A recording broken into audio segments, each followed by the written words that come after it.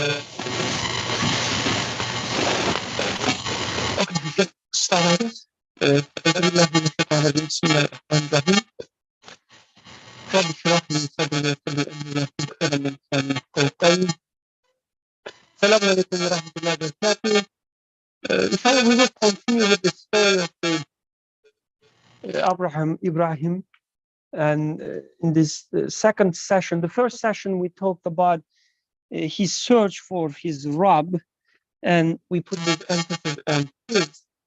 When we were in our way, it's like searching for my Rabb or our Rabb. It's not about finding a Rabb. It's about finding my Rabb that I can rely on. And then in this session, inshallah, we will discuss something very interesting. It's just like we all know the story about the sacrifice of Abraham, sacrificing his son. We want to talk about that, but while studying, this topic, we realized the sacrifice of Ismail is not. It's not an isolated event. It's not happening in vacuum. So we said we should first better understand what we are talking about, what is the situation in the story of Ibrahim, for instance, like what kind of the relationship between Ibrahim and his God present. And we will try to apply it to our side as well, inshallah. So we said, okay, let's start from there, and maybe we can talk about Ibrahim as being the friend, intimate friend, Halil, as in Quran. Halil of God. So we said, let's start from there. So this is our intention, inshallah. So can you see better? I can see it. Yeah. There's a correct they say audio alternate from good to bad, steady to one speaker. You can like it place. Okay, that's it. Okay. So if it's okay, let us know. Oh yeah, if there's a problem, please let us know. And there was a question from the previous. Oh, the previous session. The question from the previous session. Okay, yes. That was asked. That's okay. Take your time.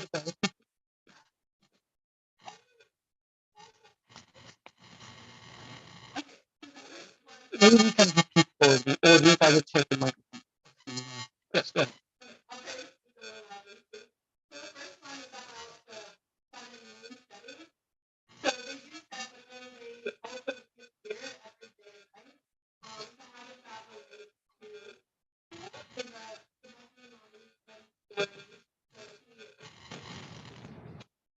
He said that he doesn't like what steps, but then they also reappear. So how does that work?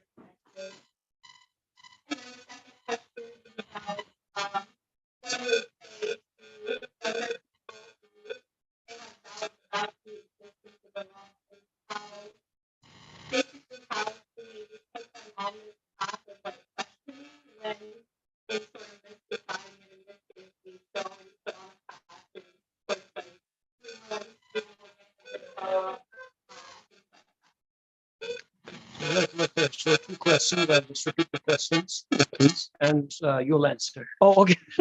Let me repeat the question. So the first question was that in the story of Ibrahim alayhi salam, Star was saying, and he was saying, I don't mind those that said, but well, tomorrow they rise again. So then in practice, the opportunity is like set in life. Yeah, I say that I rely on this person, and he goes away, she goes away, something happens, but another person pops up. So it's that, but they reappear. So how is that really going with the rest of the message as we were presenting? So then reappear, does it solve the problem? That's the first question. First answer this, then I'll prepare the second one. So, let me even make the question a little bit more difficult so that I will have an excuse not to answer. But sometimes the second takes really long time.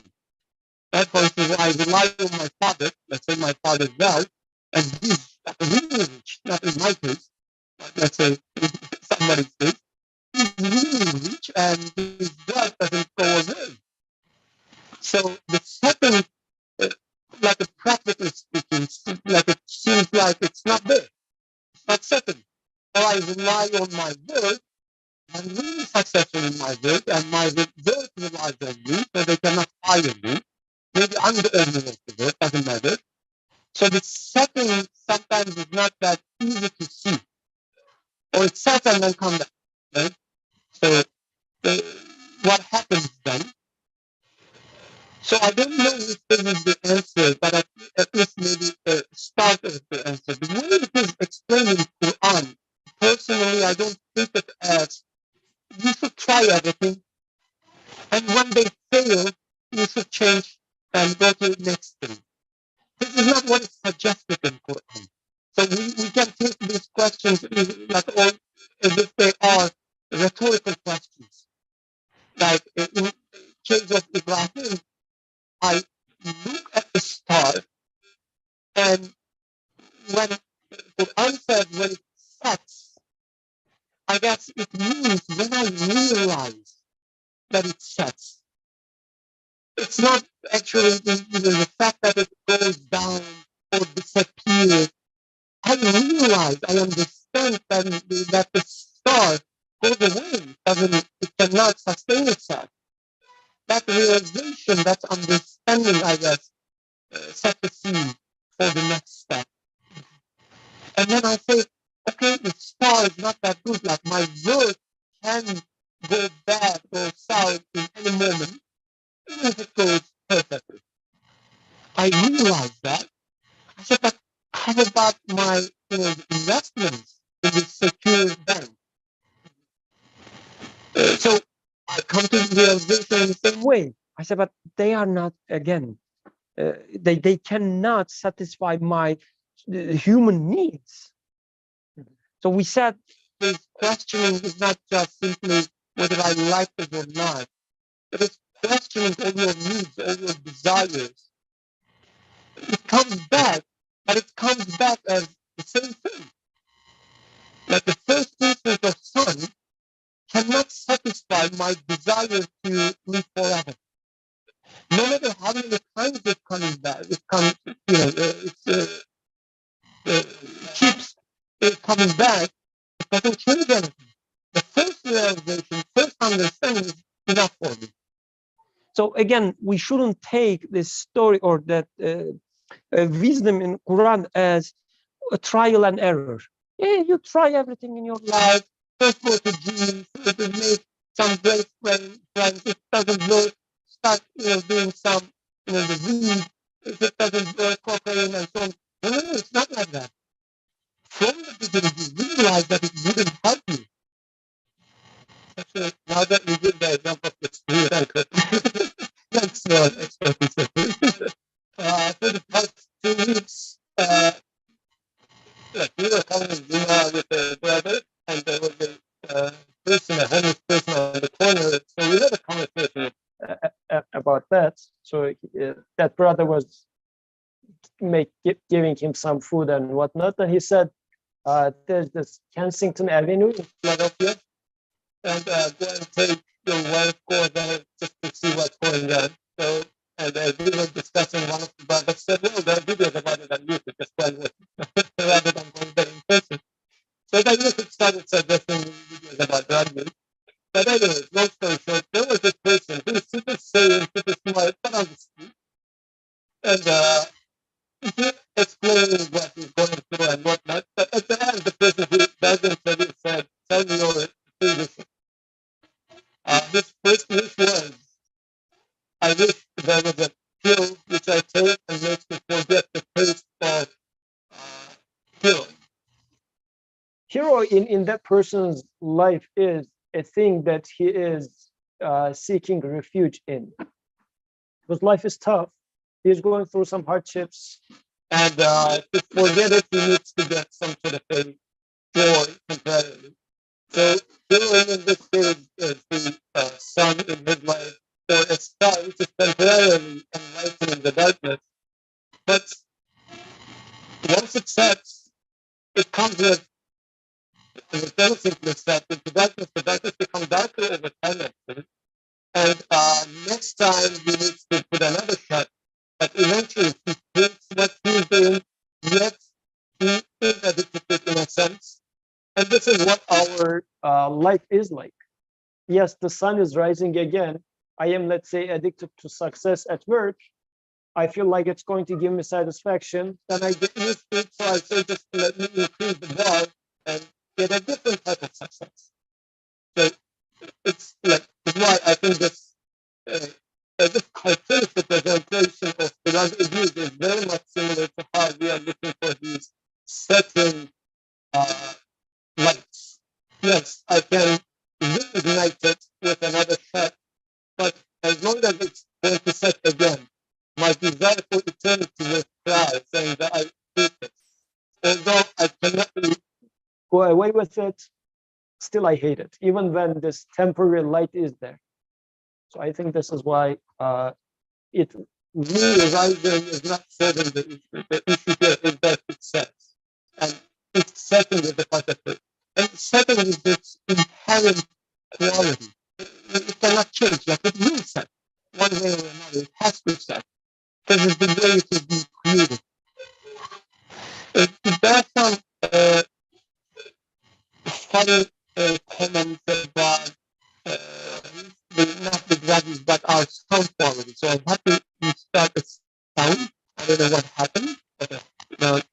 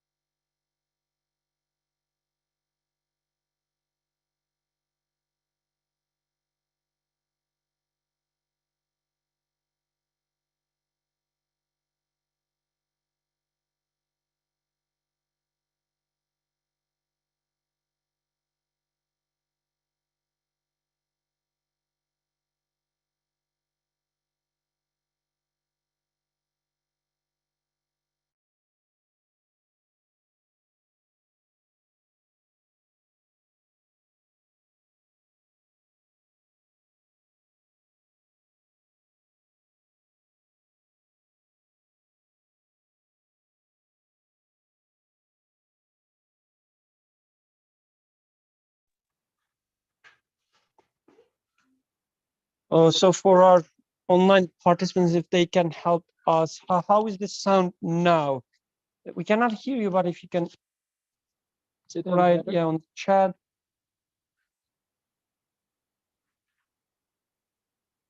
is the voice better. It's okay right now. Okay, inshallah, it will continue that way. Inshallah. So the second question was, in the first session, it was about finding the problem. And the question was, for this day and age, especially for the youth, there is no concept of creator, no nothing. How would you introduce Rob to them in the first place? So that's a tough question for sure. Another excuse for not answering it properly. So yes, it is really, I would say it's really hard, but at the same time, it comes with an opportunity. We discussed this probably in our previous retreats or discussions, but when the idea of Rab is not that obvious in minds, it's like introducing it should be easier than, you know, trying to erase previous concepts of Rabs and then introduce a new thing. That's one aspect of it. I don't know how practical it is. And on the other hand, so this idea of Rab, so let's forget about the youth now and look at ourselves. And we should ask the question, do I take a Rab as something being taught to me by my father, mother, my culture, my ethnic background, and so on, and that's the reason I believe? And if this is the thing, and I want to, give this understanding to youngsters as well, you're just wasting your time. Like, it's better not to teach them anyway. Like, if you are just trying to impose some cultural or inherited, the ideologies to young people, it's better you leave them alone. Probably they will find something better than, what we try to teach anyway. But if the idea of Rab is that, I am being maintained, and our wise Hatib today mentioned that I feel indebted, that all these things are given to me. My life is, taken care of. And I realize that, I acknowledge that. And I have to respond back. If this is my understanding of Rab, I guess it would be easier to explain to anyone, any human being, because any human being, young or old, are the same situation like me. They are alive, they are being provided constantly, and their lives are taken care of constantly. The things they are given, I guess, just reminding the fact that they're alive, they can breathe, they can understand, and I can talk to them. All these facts, I guess, would ignite this feeling of indebtedness. And from there, you can only talk about the Rab. So there is this, the intimate relationship between Abd and Rab. You cannot ask anyone to become an Abd, the worshipper, or I don't know what the translation you prefer. In Quran, it says Abd, right? You cannot ask someone to become Abd without them seeing that there's a Rububiyyah, a Rabb in this life. The things are being taken care of. I guess the first step should be then the showing that things being taken care of. Look at this little child, like the cuteness there, the wisdom there, this shyness there, everything is there, it's given, constantly given. Just reminding and showing this fact should be enough to talk about the Rab. But again, if we are trying to load young people with our certain understanding and they have to memorize it because it's coming from me, I have the authority, I have my children, and they have to follow what I follow, then it's not a good start anyway. And inshallah, the style of Ibrahim alayhi salam in terms of his questioning, his way of his footsteps, and tomorrow's sessions 5 and 6 is going to be about how he instructed his people for saying that what they believed in, like their idols, were not worthy of being worshipped, could be a super simple but very useful way of conveying the message to the new generation. Like this example of smashing all the idols and leaving only the largest one intact, for example. These are very nice, apparently super simple but super powerful ways of communicating it to the youth. But apart from that, this civilization pumps the idea of being self-sufficient. Am I self-sufficient? Because if I am self-sufficient, then that means I am the son for myself. But this is a myth. And you realize this too late in life. Because you start feeling up until end of college, let's say you are still getting money out of nowhere, which you will pay for the next 30 years, all these loans and whatnot. So things are available for you, but you will wake up to its expense when you're 25. This is where reality starts kicking in. How can you wake children earlier up before age 25? Is maybe making people question this self-sufficientness. Am I sufficient really? So this civilization unfortunately is hiding that. And even in Hollywood, these superpowers are being depicted, right? You are strong and you can do it, believe in yourself. Like this false human image is even burying us deeper into our, or making us distant from that reality. So maybe these sort of things should be questioned. I mean, let the child watch, I don't know, some superpower, and then ask the question, what do you think? Is it real? I don't know. These sort of things need to be questioned and not taken for granted. Should we then maybe start with the new session, which is again, continue with the Prophet Ibrahim alayhi salam. And now we're talking about his being the Khalil.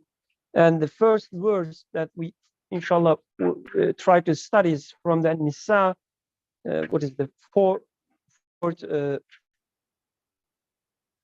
surah, and then the ayah is 125. So I will try reading from here. Bismillahirrahmanirrahim. وَمَنْ أَحْسَنُ دِينًا مِمَّنْ أَسْلَمَ وَجْهَهُ لِلَّهِ وَهُوَ مُحْسِنٌ. Let's stop there. Who could be better in faith than those who submit themselves to God? So the session is all about the submission. So it's a good start. Who could be the better in faith or deen than those who submit themselves to God and do good? وَهُوَ مُحْسِنٌ. وَاتَّبَعَ مِلَّةَ إِبْرَاهِيمَ. That's a very Hanifan, sorry.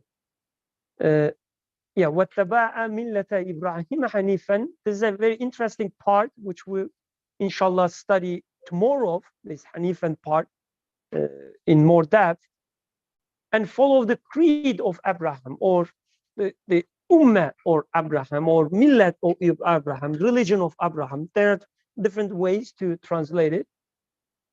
Follow the creed of Abraham,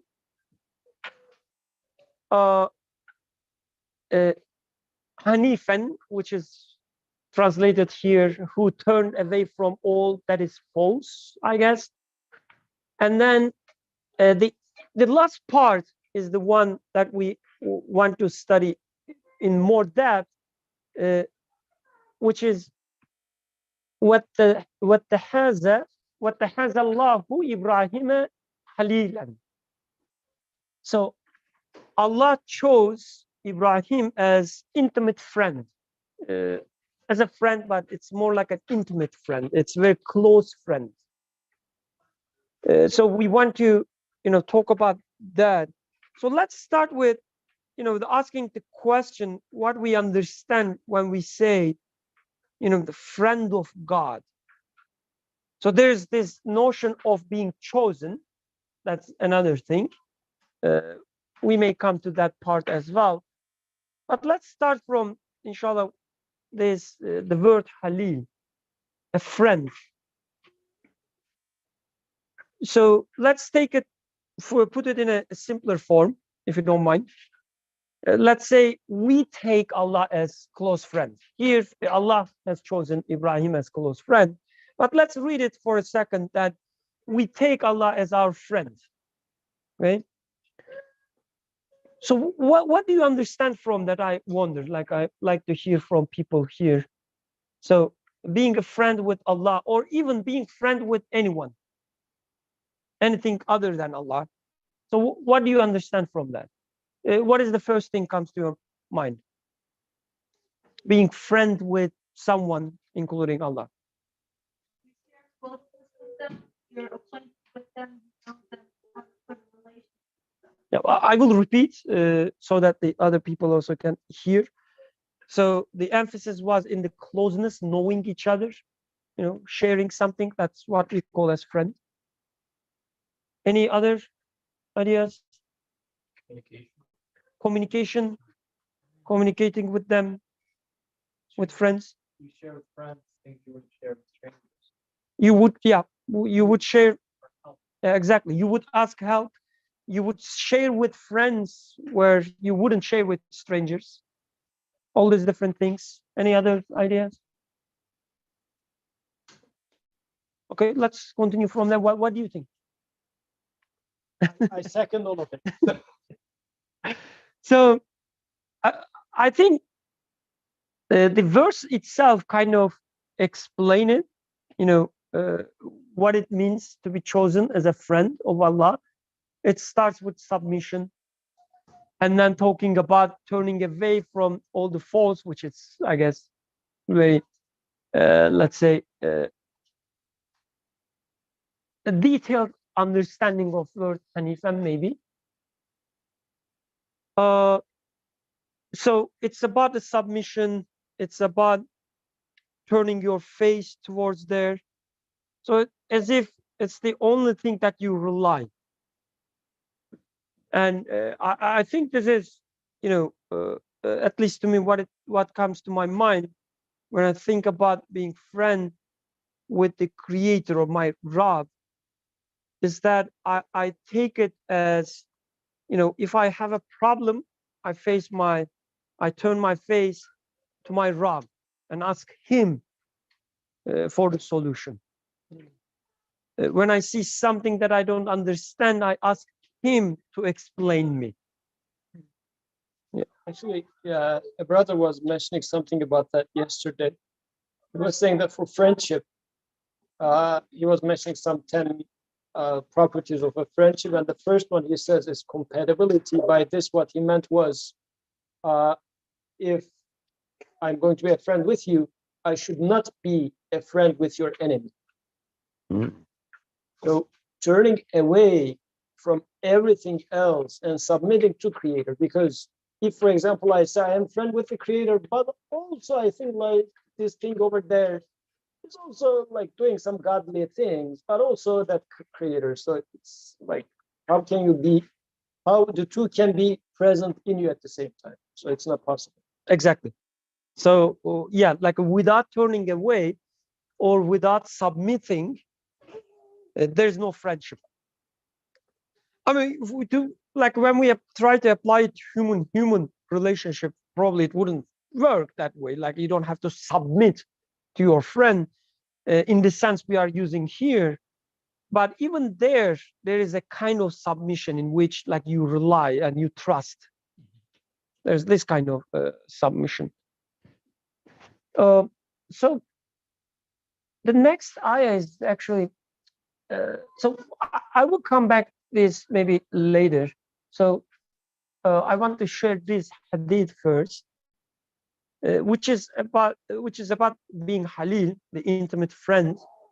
But this is here from our Prophet alayhi salatu wasalam, and narrated from Jundub ibn Abdullah radiallahu an, reported, I heard the Prophet alayhi salatu wasalam 5 nights before he died saying, I stand acquitted before God, so free from any guilt, before God, that I took any one of you as an intimate friend, as a Halil.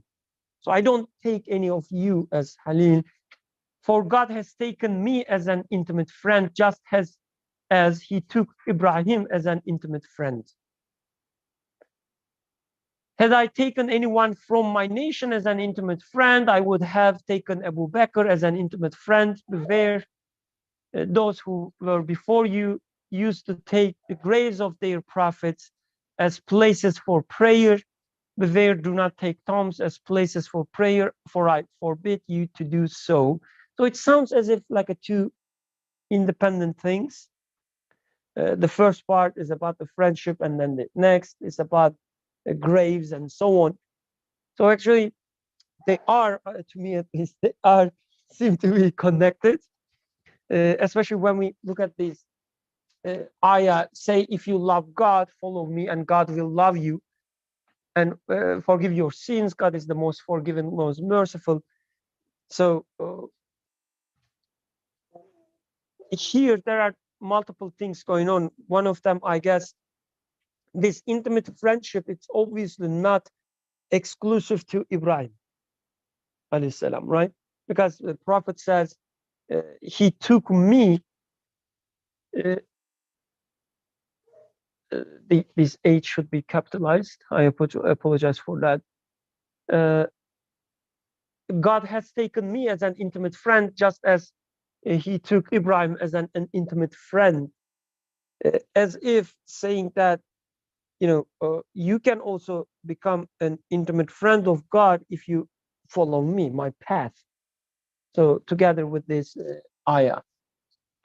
So because, again, as I said before, in this ayah, there is this emphasis on God chosen him as an intimate friend.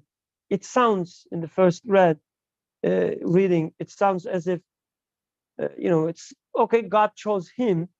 So what is it for me then? But when we take the Ibrahim as a symbol of being Hanif, turning away from all the false idols, and when we emphasize the path of Ibrahim, then it becomes like when you follow the path of Ibrahim, and we will, inshallah, study more that part, you take the path of intimate friendship with your creator. So this is at least how I take it. So let's go a little bit there, if you don't mind me asking you. So these ayahs in Quran, talking about prophets and their relationship with God and so on and so forth. So how it is a guidance for me? Like, am I going to just take it as yet another story in Quran, and it is glorification of a human being named Ibrahim? He was a great person. He was the best in his deen, and he was chosen as an intimate friend to Allah. And what is it in it for me?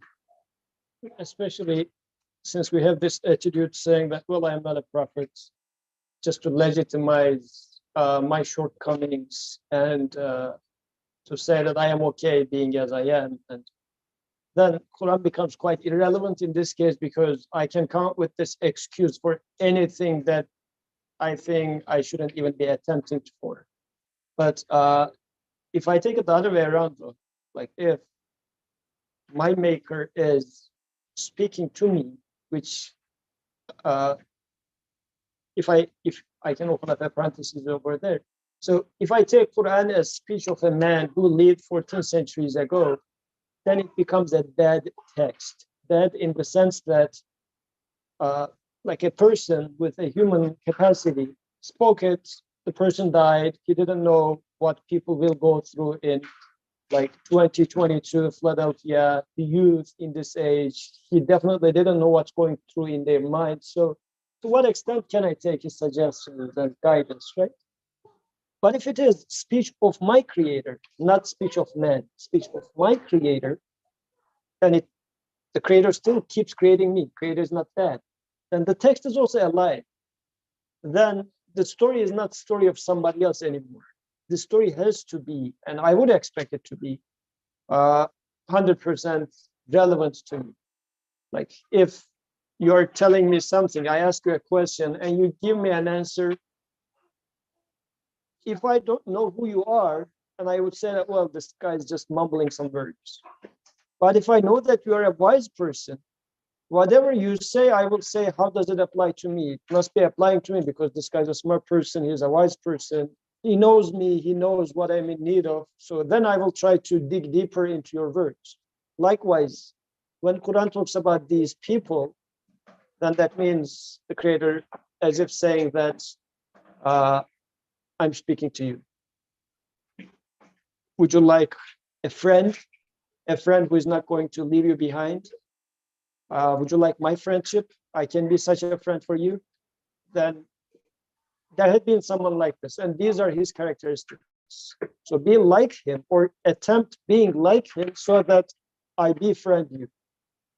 Otherwise, I know how it feels with trying to get friends, especially if you're an immigrant. So it's hard to get friends because everybody wants to keep within their circle, right? The first question is always, where are you from, or From what language you are speaking. It means like you're not among like me. I put the boundary already there. your language is broken already. So befriending the Creator, and the Creator is more relatable to me than my mother, because my mother is so relatable because my mother knows everything about me. My mother was always there since the beginning. My Creator is like much more than with me than my mother has ever been, right? So befriending such a one is interesting, if nothing more. But it's so interesting. Then he says, okay, then listen to here. Ibrahim was such a person, and I befriended him. But then I would say, what did he do? Let me learn about it. And like the way the ayah starts already, like it's kind of a summary of what you said. وَمَنْ أَحْسَنُ, right? Who أَحْسَنُ دِينًا, who is, better than, like who could be the better in whatever. It's like as if I'm giving your role model. This is your role model. This is the path you should be taken. And then explaining the path of Ibrahim, who is Hanifan, right? Turning away everything, the false idols. So this is what you should be doing. Talking about the submission. And again, the submission, inshallah, we will study more in the second part of this session, which is about like taking the action or living what your belief is, or whatever your conclusion is about the creation, you put it into action, you live it. This is what I understand from submission. And Aslama wajhahu lillah, this is also related to what we were discussing in the first session, because in the first session, Ibrahim Alayhi said that I turn my face towards the Fatir al-Samawat wal Ard, the creator of heavens and the earth. Now here, it's again, Aslama wajhahu lillah, submitting his face to the creator. Like in this age, to whom do I submit my face? Like, where do you turn when you're in need of? Ask that question to yourself, right?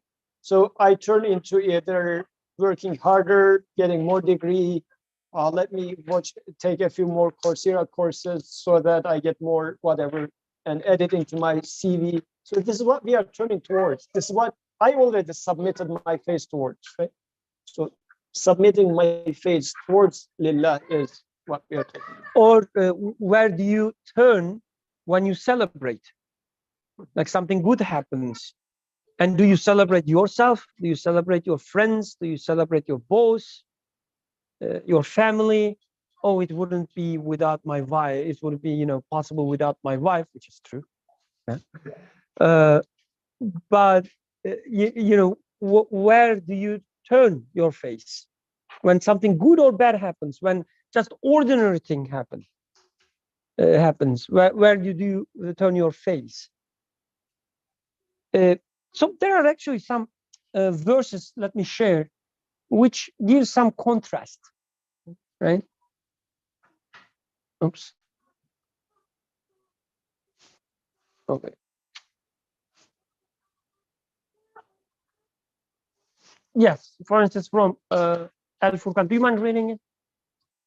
يوم يعض الظالم على يديه يقول يا ليتني اتخذت مع الرسول سبيلا. And the day the wrongdoer will bite on his hands, he will say, oh, I wish I had taken with the messenger away. Oh, woe to me Wait a second.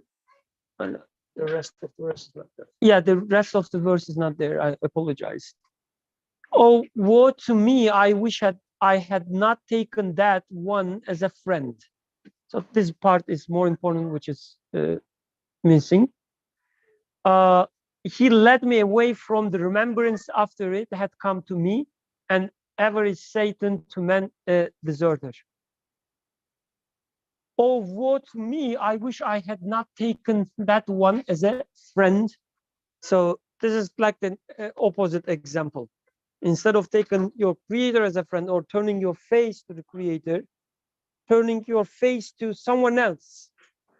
And Quran says this is what happens to you when you do that. And so I'm not reading this ayah as, it will happen in the Yawm al-Qiyamah. I mean, it will happen there, but because the ayah is a guidance for me, I should see its truth in this life as well. And Quran says, when you take others as your friend, when you turn your face to others, this is what you say. Oh, woe to me, I wish I had not taken that one as a friend. When you going to say that?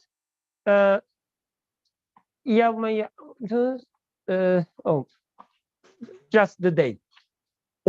So I like how I take this, like this such phrases, yeah, in Quran, is that when you realize something, like when you face with the reality, that's your day.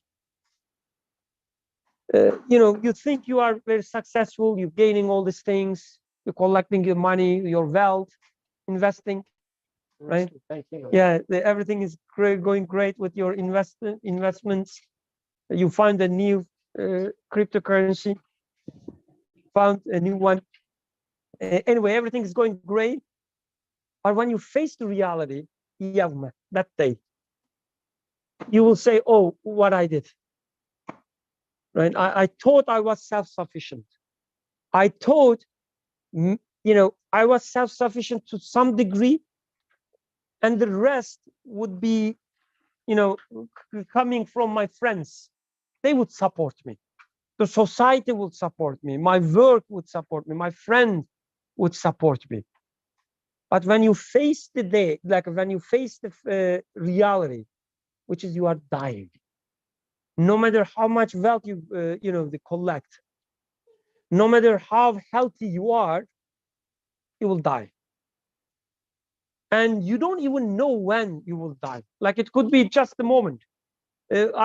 We had a family friend, and he had, like he used to look. He just passed away. May Allah treat him with His mercy, inshallah. He always looked so young, right? He was about the age of my father. My father is not that young, but this person always looked so young. And he was taking care of his health and everything, right? That was like he was like a symbol in our small, the neighborhood, that he's the young one, he's the healthy one. And he passed away before, most of his contemporaries.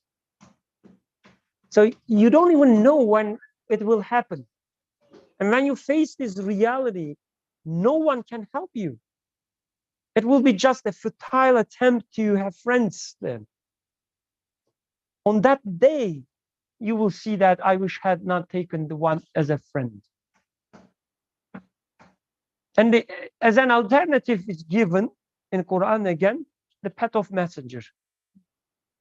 That what you should be taken. This is what you would take you to the actual friendship that you can rely on, which is the friendship of your creator, or the friendship of whomever, sustaining you, whoever can see your future, can control your future, whoever can take the death and make it into a starting point of a vacation. If you know someone like this, take this path to become a friend with him instead.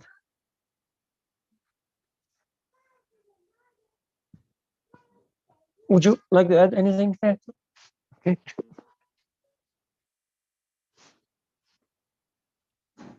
Oh, another contrasting example. Do you mind?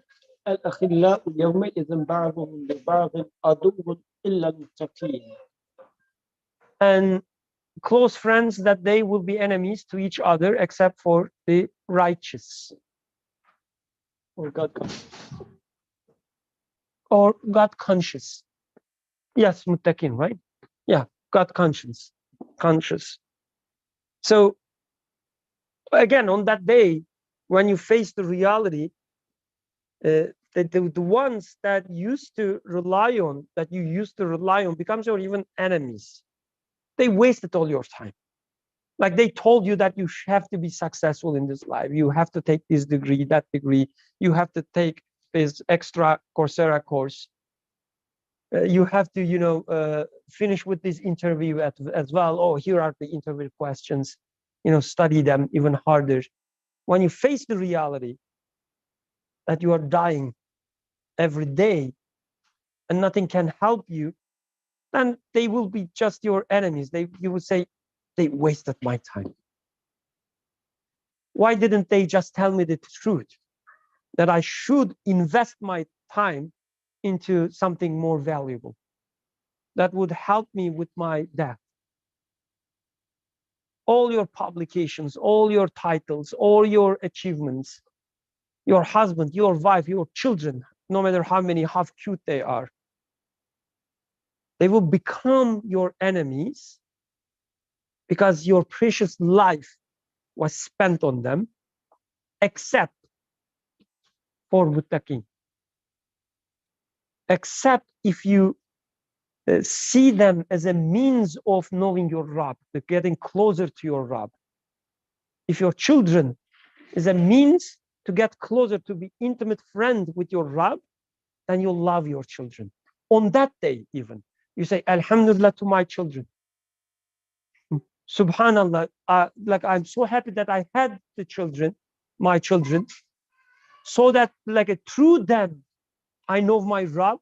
And on this day, on this very day, I can rely on this acquaintance, this knowing my Rabb. I'm so grateful for my children. I'm so grateful for my friends, if they are a means of knowing your Rabb, getting a friendship with your Rabb. I think the issue here is, as we were also talking during the break, so right now, how we are running life is something that we enjoy finishes, and we don't receive the joy we expect to receive from it. Let's say, oh, if I graduate, I'm going to be happy. I graduate and I'm not happy. Or if I get this job, I'm going to be happy. I got the job, I'm not happy.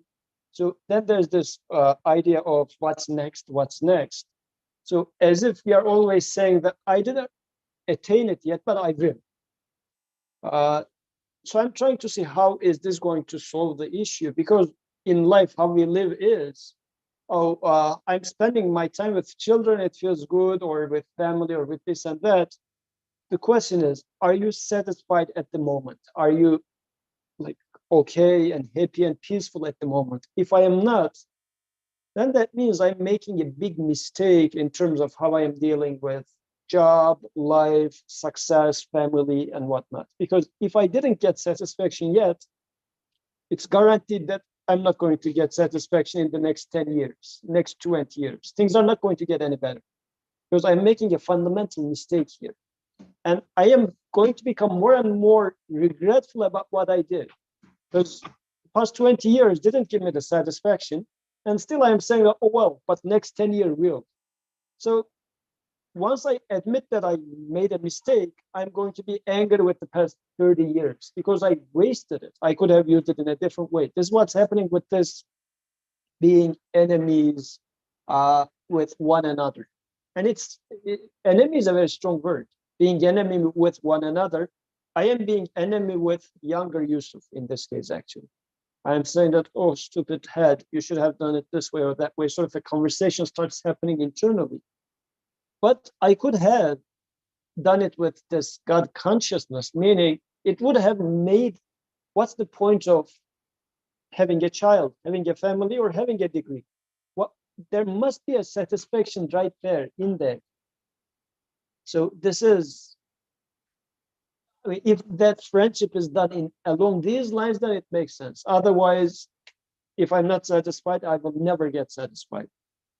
And that's why, as in the khutbah, we were talking about believer reaches the success and they stay away from vain talk.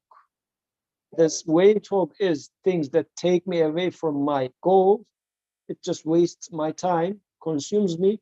I'm going to be angry with it once a serious exam happens, let's say, and I was just playing computer game yesterday, metaphorically speaking. I'm going to be angry with myself.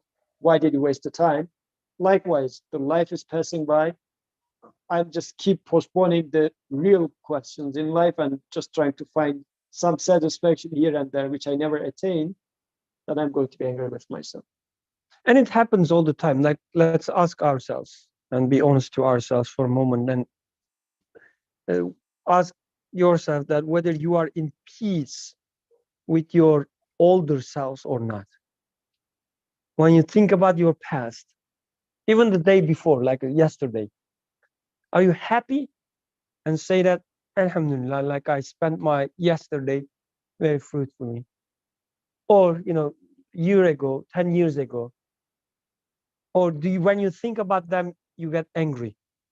Like I always make this joke, like if I one day find a time machine or something, the first thing I would do, I would go past, kick myself, beat out of, beat very well, and then come back. So that's my purpose with the time machine, if it happens. So when I live my life that way, like I cannot even be friend with myself, because whatever I do, if it is contained in this creation, meaning I'm not a God conscious, meaning I'm not seeing what is beyond that creation. If I stay in this creation and try to make sense of it, try to accumulate wealth, success, whatever, I won't even a good friend of myself. I will be a constant, and I am in a constant dispute with myself, with others, because they are just obstacle in front of me, right? I have a very limited resources, and I have to share with them, with these resources with others. So they are just opponents, as actually.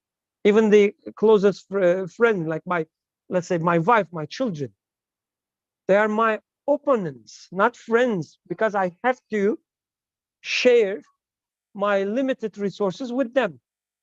I have only 24 hours, and like most of it goes to them. So this is, this becomes my life when I stay within the creation. But if I'm a muttaqin, meaning with this every event, I realize that it is given to me.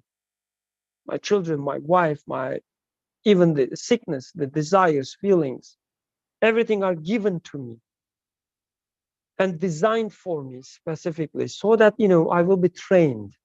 I will know more about my creator. I will know more about myself. Then everything becomes a resource for me, endless resources.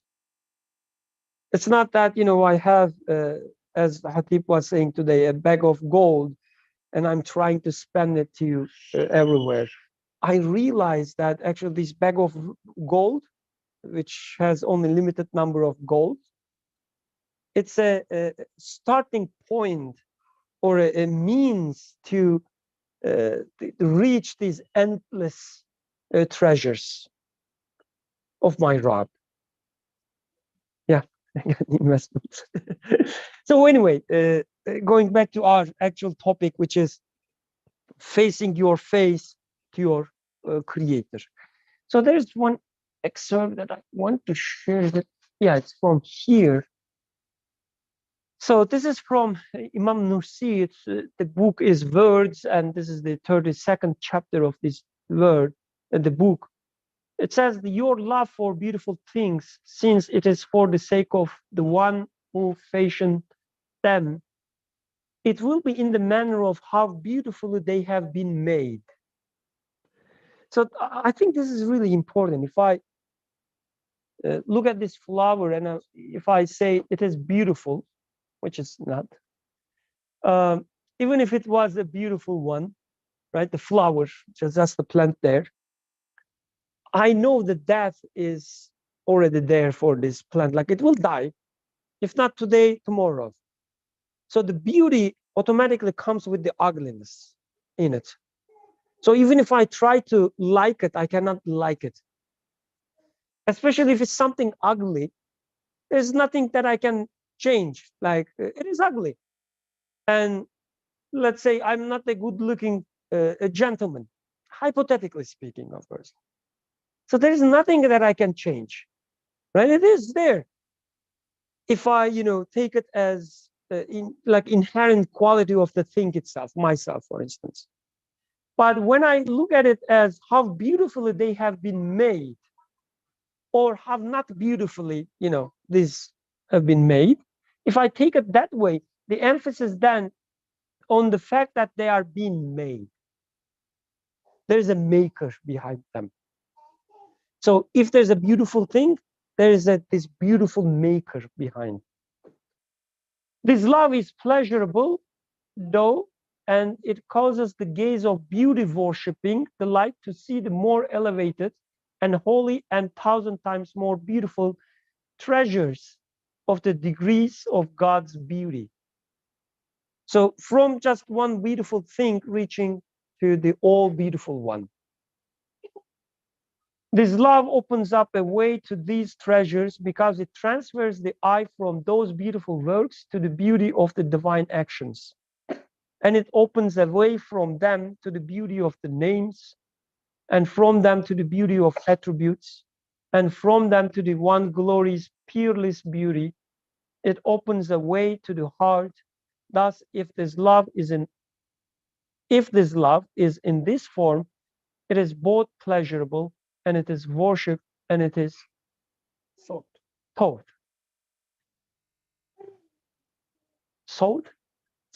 Yeah, okay, thought. No, I thought it was a typo. Anyway, so there are a lot of words here, like we cannot discuss all of them, but just the point is, I guess, going back to the very beginning, turning your face to your creator. It doesn't mean just don't look at the things around you anymore. It's just the opposite. Look at them, but from them, try to see your creator. Try to reach your creator. And if you are in such a state, then you are becoming a halil, like becoming a close friend of your creator. You turn your face to your creator. So why we talked about all these, although this section is about actually, let's skip this part. Yes, about the submission and the sacrifice of Abraham. So I guess the point is here is to emphasize that this thing does not happen in a vacuum. So there's a whole story of Abraham before the sacrifice, before this the ultimate submission. He was already a close friend of God, meaning he lived his life in the path of the Creator. That was his choice, right? He submitted. So that's what we're talking about when we reach here. It's not that one day you open your eyes and there's a trial in front of you. It is you graduate, and then after graduation you start facing some trials. So we should take it, I guess, in that way. So that's the reason we wanted to emphasize this halil part. Like when we're talking about this sacrifice or this submission, we're talking about the submission of a halil.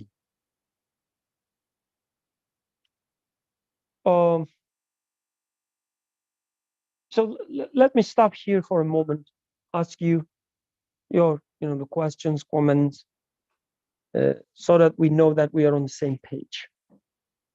I mean, if you have, of course, any.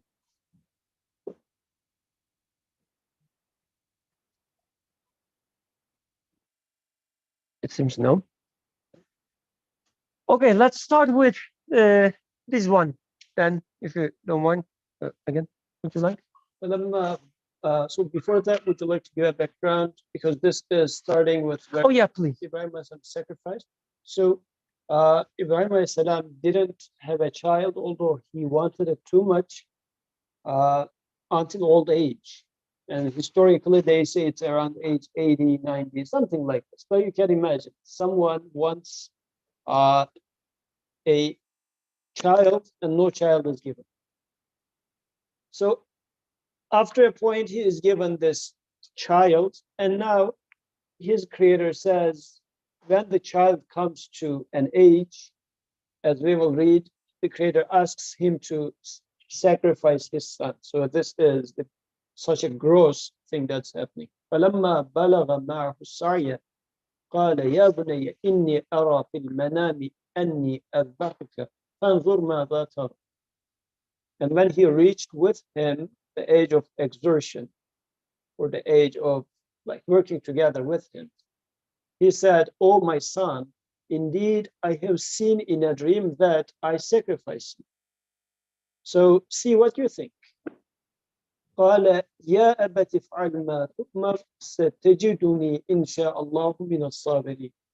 He said, "Oh my father, do as you are commanded. You will find me, if Allah wills, of the steadfast, like the patient ones." So let's start with this age of exertion, or is it like playing with him? Ma'ahus, Saya. Working together, walking together. Okay, so reaching the age of being together, walking together, working together, and then there's this ask for sacrifice. So what comes to your mind when somebody says, and when he reached with him the age of exertion, or when he reached the age to work with him? What comes to your mind the first thing? Sufficiently potent or capable enough to kind of work in the fields and do labor. Yeah, doing labor work, helping him, being a, let's say, a good helper, good investment, going with investment again. What else? A reason to be proud of now, because so far, let's say the child was just taking, like if you feed, he was eating, like a consumer. But now he's becoming a producer. And as if I used to be able to do just $10 of job, and now I can do 15. And that extra 5 is an extension of me. Now I am becoming larger and bigger because although he is a different personality, my son, yet he is an extension of me. And now I am bigger, I am stronger, I am wealthier. This is why parents are proud of their children. As the child becomes more successful in life, we take it as, oh, it's my son, my extension. Yep, and this is how we look at them, how we see them. I am proud of myself when I look at my son, actually. Exactly. What else? He's mature. Mature. So, like, is it harder to handle and? He can decide. Oh yeah. He can And understand. And there's this asking Makes thing. no judgments. What do you think? He says, right? So, anything else? I think you were. Oh. Any ideas? Nothing. You can rebel. He can rebel. Yeah, that's a good point. Like he could say that. What are you talking about? Like, are you crazy? Like, no, you cannot do that. So, like when I read it, the first thing came to my mind. when we were studying the ayahs, is that, you know, you build something, build something, and it's like your child, and then it comes to, you know, the a phase of fruitation, like it's now called the time to collect its fruits. You work really hard for your degree, right? Undergrad or grad, your PhD, and then now you are writing your thesis. You're proud of it. It will finish. You will get your title. It is the age of, you know, the maturity. Or you get your title. Now you think, you know, the new things waiting for you. So it's come to this fruitation part. And at that very moment, the sacrifice is being asked. It's the perfect, I would say, education training. And Ibrahim was the person who is Khalil of the Creator. So yeah, this intimate friendship is there, and nothing should interfere, right? In your case as well, like in our case as well, like being close to Creator, being close to Lord, means nothing should interfere the relationship. Even the thing that you are most proud of, especially, not even actually, especially the thing that you are most proud of. So now shall we go and slaughter our children? So I have to. so it's, yeah, harder for you, but in a sense, yes, this is what is being asked. And again, we cannot take this as just historical events. We cannot take it as, oh, it was asked for Ibrahim, not from me. Alhamdulillah, I didn't see such a dream. So if the ayah is there, it's telling me something, obviously. So I guess what it's meant here is that especially when you realize, when you feel that you rely on something that you are proud of, you should correct this relationship. Let's use the word correct, not, you know, cutting or slaughtering. Correct this relationship. So in my case, for instance, when I look at my child, when she says, "Oh, daddy," right? I said, I feel this pride, right? Such a beautiful, you know, the girl or a boy. Look at this sound, I say, you know. Oh, everybody is now think I'm a great father and husband because I just hugged my, you know, the kid, my girl. So all these feelings are there. Quran is telling me that something wrong is there. Like you are not acting like a Halil now. You are not acting like Hanif. You are not acting like Muttaqin now. You are looking at this child, and all you see is the child and yourself. The Rabb, the Creator, is not even in the picture. Forget about the friendship, is not even in the picture. It will come to picture when something bad, may Allah prevent that, something bad happens to my child, and then I will say, oh my God, protect her. But other than that, he's not even in the equation. And my Creator is telling me that whatever relationship you have right now with your children, cut it. It's useless. It won't work for you. If you love your children the same way you love them right now, you will hate your children on that day, as we, you know, studied earlier. Actually, the word that you used, love, is good in here because in the first session, when we were talking about Ibrahim alayhi salam seeing a star as a Rabb, meaning someone who can provide me, sustain me, satisfy me. And then when the star was setting, he said, I love not those that set. So this was what made him a friend of the Creator because he said they are not worthy of loving. Like these transitory things are not worthy of loving. And then he turned his face towards the one who makes them, who maintains them. He is the one worthy of loving. And now Ibrahim Alayhi has a son who is starting to be lovable. Now, what is going on in here? There is something like after years, if we take his story, after years of being so steadfast and not turning towards anybody else, now he starts turning to some alternative, lovable thingy over there.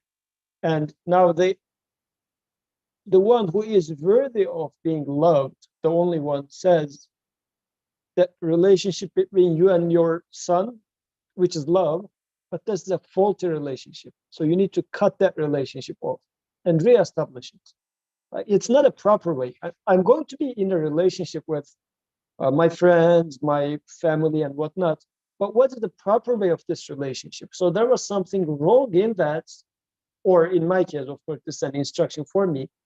In my relationship, there's something faulty and making me turn away from my Creator to something else, which are bound to set, which is going to become an upsetting thing for me. And it does become an upsetting thing. Like, I don't know how are you guys with your parents, but like parents sometimes takes their kids as failure, right? In one way or another. Like sometimes they say, oh, getting the degree, it's all good. And one day you do something that your parents don't want you to do. All the good things that you do, they are now zero. You are, no matter what you did in the past, you're a failure after that moment. This is how it happens, right? So that relationship needs to be fixed. Otherwise, eventually, you're going to be enemy, as you said, of your son eventually. Because that son, as that sister said also, is going to rebel to you one day. And that day, then you will realize what you did wrong. And the whole time frame would be an enemy for you. So then cut that relationship right now.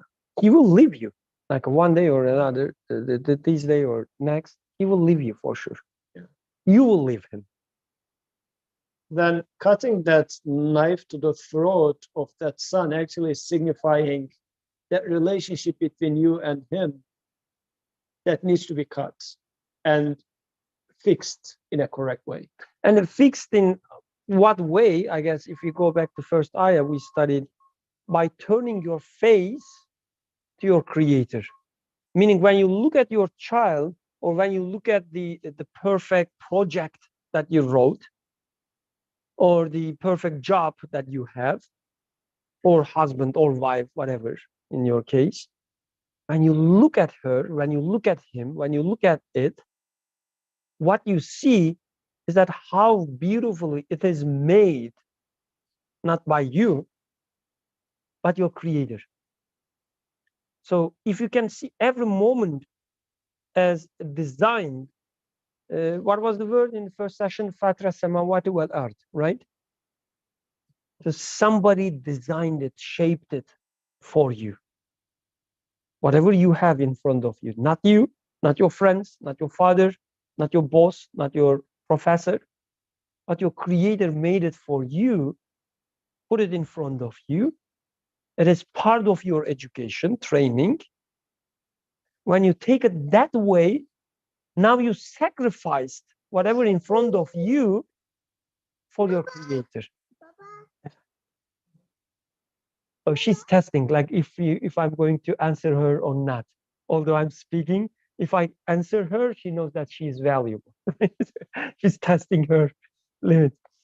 So everything in your life is scripted by your Creator.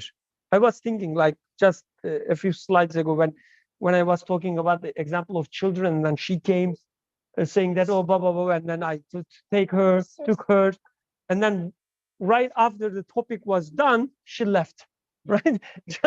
Just like a scripted event for me, right?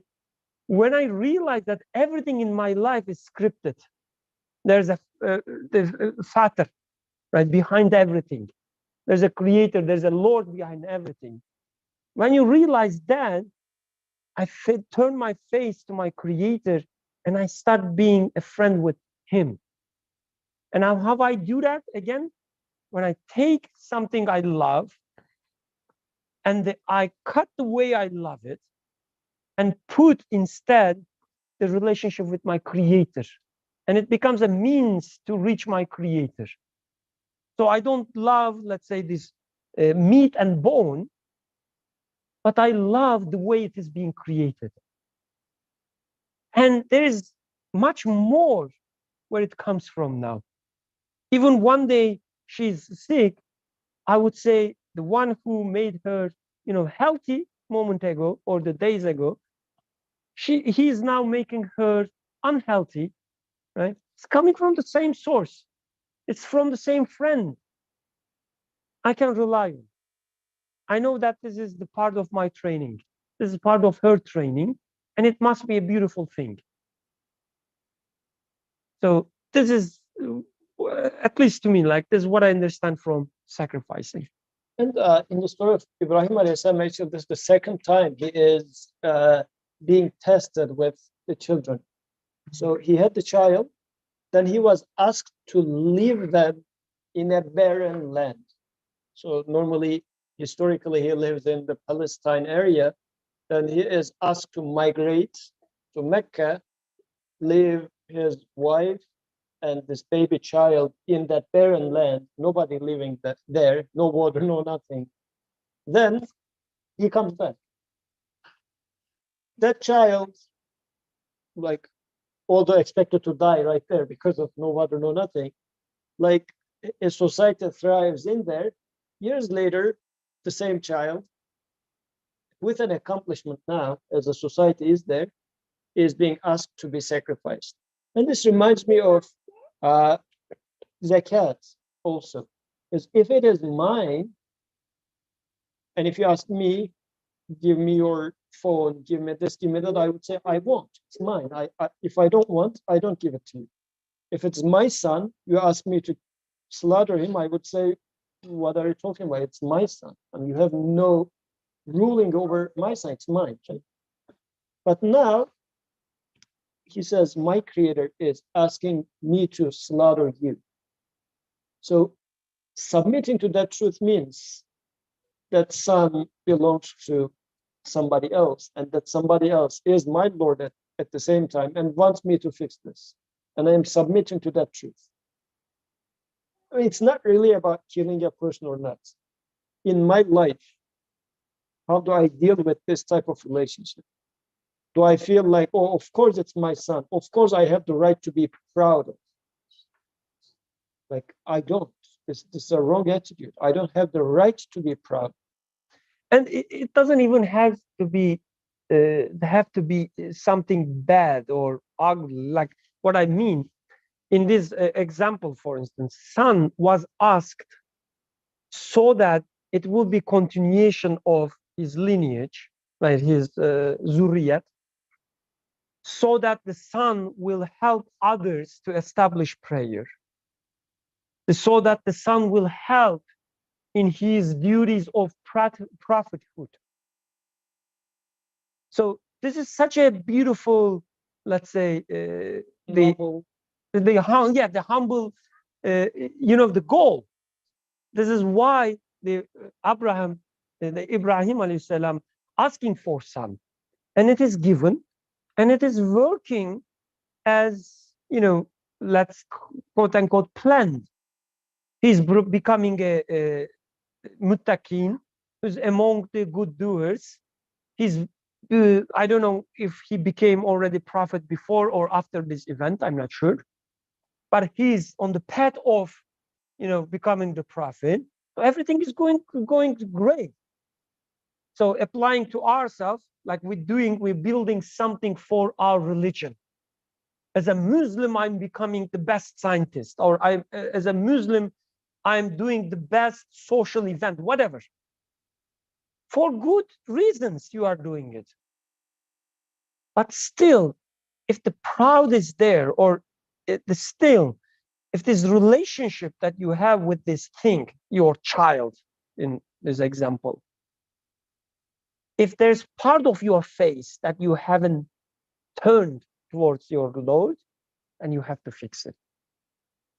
And I guess in this case, it would be, I put effort into this cause, and this is why it's becoming successful. Yes. Like I start attributing success to effort, to myself, to the energy in the room, or whatever, however I would like to call it. Now I start turning my face towards those other things, which is violating the friendship.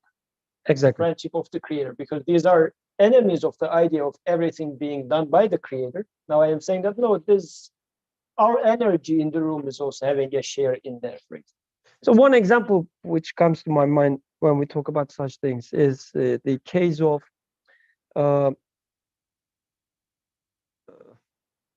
my mind, like when God doesn't want to remember you, like you don't remember, doesn't want you remember. Khalid bin Walid, right? Khalid bin Walid, radiallahu anh. He is the great, the military guy, the leader. There's no war that he attended and didn't win. Everything's going perfect. He's the leader, the general of the Muslim or the army of Islam. And the moment people start thinking that we are winning this war because of this guy, what happens? They take him from the the duty of being the general, and he becomes just an ordinary what is the word?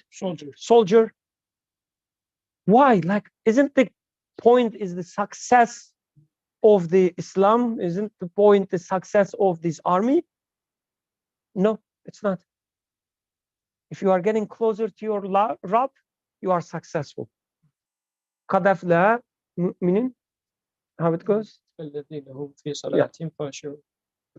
So the one who is successful is the one who is a believer or who is submitted.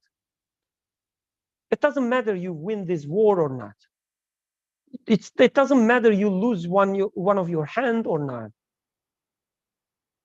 The moment you start betraying your friendship with your creator and saying that Khalid bin Walid is the source of success, you have to fix this relationship. You have to sacrifice something there. And what they do, they say, you cannot be the general of this army anymore, at least, in this war. He becomes a regular soldier. Such a beautiful decision, such a beautiful, the submission. I guess in a similar way, like a correcting this relationship. So maybe the last thing we can speak again, we can finish there.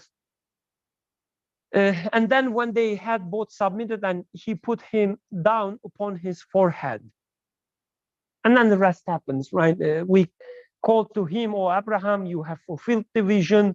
Indeed, with thus reward the doers of good," and so on. So maybe the last thing we can discuss here is that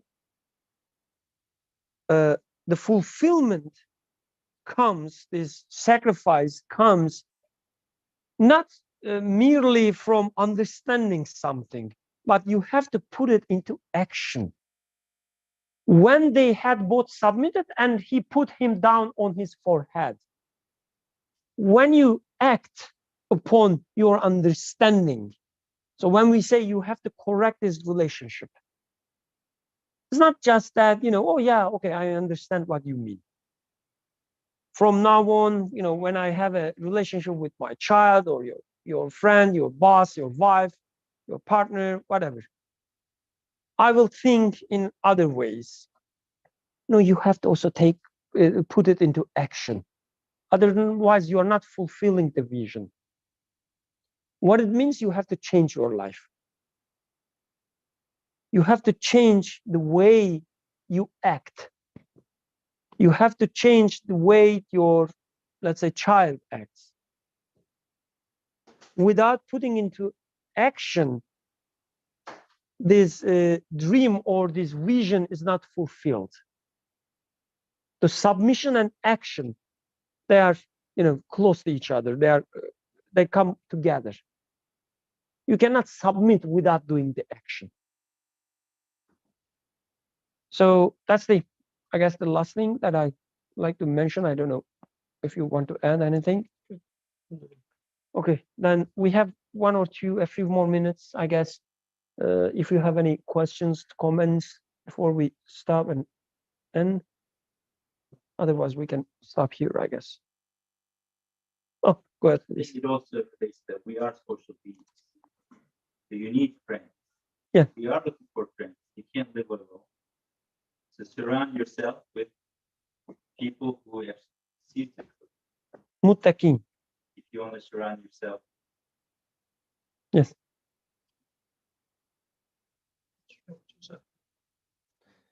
سبحانك لا علم لنا إلا ما علمتنا إنك أنت العليم الحكيم وآخر دعواهم أن الحمد لله رب العالمين. الفاتحة.